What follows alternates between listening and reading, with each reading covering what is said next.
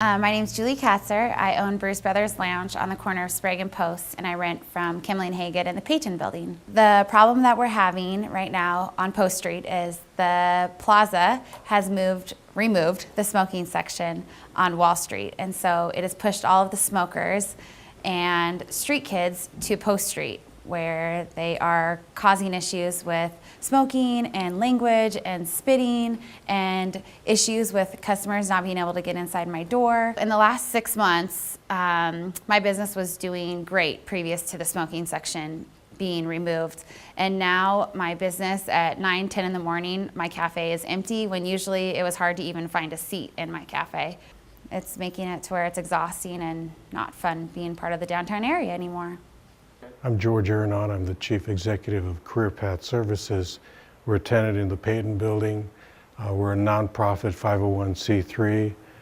We've got about 20 employees in this space. It's our headquarters for 17 locations in the state. Well, we've had an issue for a while now in front of the Peyton building where crowds gather, and it's not so much the people who gather, but the behaviors that they've been displaying. We've got customers who come to us in this location, and they're people with disabilities, so people with developmental disabilities, IQs of 70 and below, as well as people with sensory impairments. So we've got some folks who are blind, deaf, and wheelchair users also coming to the space. We have 2 women who are regular customers, and they are blind. Our staff have observed that crowds won't accommodate them when they see the blind person approaching. And so our staff have begun to escort them in and out of the building. We also have 2 customers, a man and a woman, and all of these folks are unrelated, who use canes because they have severe sight impairments. And they too don't get accommodated when they're navigating through the sidewalk. What's a particular concern is that we've seen people get cut off. They can't see very well, so when crowds cut in and out, they're not accommodating the person with disability. When folks congregate on the street corners, they're standing in the curb cuts, and so a person with a wheelchair is unable to navigate their way into the walk. Because we're working with people with disabilities, they have the parking stickers that allow them to park at the meters. They come and pick up or drop off clients.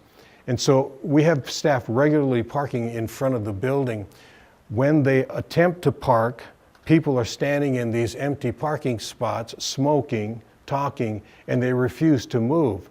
And so the economic impact may be felt by some of our local business neighbors, because I know that they're not getting customers walking into their shops because there are groups congregating in front of their doors. But this should be a jewel. This traffic corridor should be a showcase for our city, and it's not right now. My name is Chris Powell. I'm the Director of Security for the Davenport Hotel Collection, which encompasses the Davenport Historic Hotel, the Davenport Tower, and also Hotel Luso and the Post Street Ale House. Nobody denies the fact that everybody certainly has a right to be on the public sidewalk. And what we're after is the people's whose behavior is counterproductive to everybody, to businesses.